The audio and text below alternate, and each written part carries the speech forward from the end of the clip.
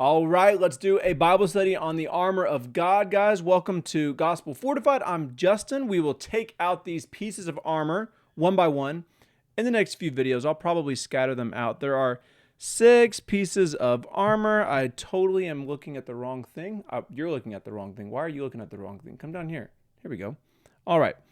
6 pieces of armor. We're in Ephesians 6.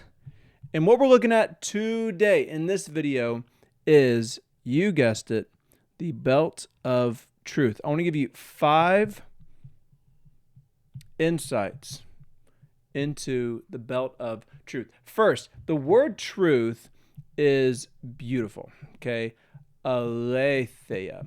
Now, what's cool about that is that aletheia, if you see lethe in there, that's L-A-T-H,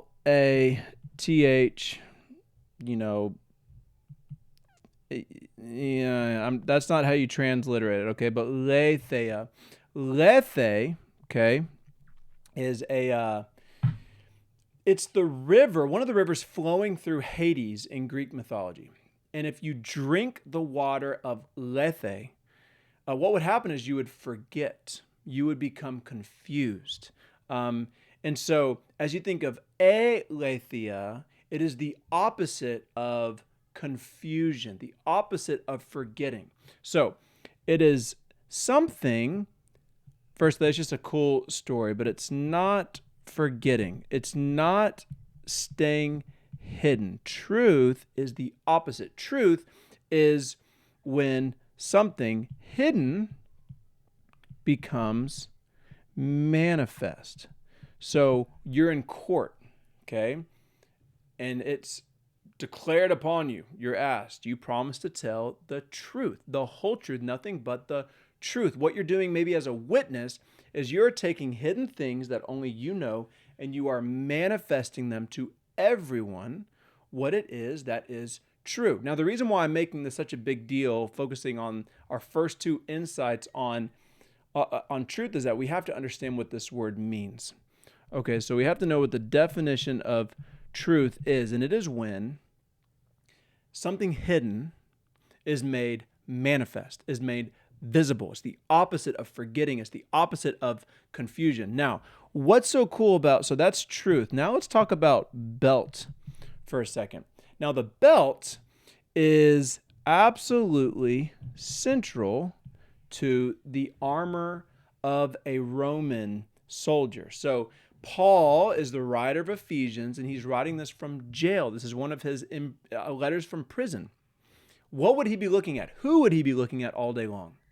Roman soldiers. And so it's amazing that he's using these things and connecting them to our spiritual warfare. We have to know historically that the belt of the Roman was central to the armor, in that every other piece connected to it, tethered to it, clasped to it, buckled to it. It was the center. So as central as the belt is to the belt is to Roman armor, is how central truth is to Christianity, and that X means Christ. So that's what I want you to know as you think through. I mean, you tell me. Okay, so truth is a standard. It is a manifested thing. If you lose truth, what's morality? What's right or wrong? Based on what? If you lose truth, what is righteousness? How do you know what's right? How do you know what's wrong? If you lose truth, you lose love. You tell me, what is love? What is showing love? What is the definition of love? If you lose truth, you lose hope. What is there to hope in? What is your certainty? Because truth is gone. For the Roman soldier, you lose the belt, your armor crumbles. For Christianity, if we lose truth, everything crumbles. And so Paul starts with the belt of truth, because truth is more important than any other thing. Because truth is the foundation of which everything else in Christianity is clasped to. We lose truth, everything else goes. So, with that said, as we think about truth, number 4, we are targeted as Christians. And I mean that with actual persecution, okay? But I also just mean that as in like people aren't going to like it, whether they're trying intentionally to persecute us or not. Why is that? We are intolerant as Christians. Jesus was and is intolerant. Now, how does that have to do with truth? How does that have to do with love? This is really practical as we think about the belt of truth, the center of everything we are and have in Christ and Christianity. We are intolerant because we love. We believe that truth exists, that truth is not just this concept, not this vague thing, but it is a person. Jesus said, I am the way and the truth and the life. And we believe that the truth sets free. And so it is loving to disagree with people who we believe are wrong, who are outside of Christ. We will be called bigots. We will be called intolerant. We will be accused of many things, and many of them we embrace because we are people of the truth.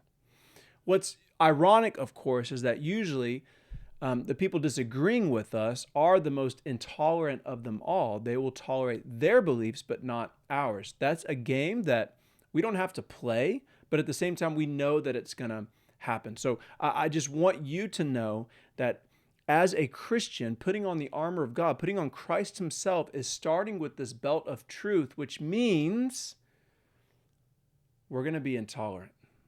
We're going to cherish truth over unity. We're going to ground love in truth. We're going to define love by truth. Everything flowing after this passage is rooted in truth. Now, the fifth thing I want to say is that how does this help us stand? And the answer is it helps us stand against independence and autonomy. And that's great spelling or handwriting. I know that. The armor of God is given. Put on the whole armor of God so that you may be able to stand. Stand against what? The schemes of who? The devil. All of this is so that we can stand. And so number 5 is how does the belt of truth help us stand? Stani. That is a long, defiant, prolonged, established posture of resistance against the schemes of Satan. Well, we know that Satan, what he desires, his greatest scheme is for himself. He wants to be independent of God. He wants to be autonomous of God. So here, let me zoom in here. Sorry, I can't decide what to do. Autonomy. Auto means self. Nami comes from nomos, which means law, self-law. This is what he does. This is who he is. He himself rebelled with Adam and Eve. He got Eve to be independent of God. Did God really say, no, you won't die? Surely you won't die. He's getting Eve to think and act independent of God. Jesus, Matthew 4, he tempts Jesus to be independent of his God. Don't be tethered to God. Don't abide, don't trust, don't rely on God the Father. Jesus, rely on yourself. This is what he wants for you and me.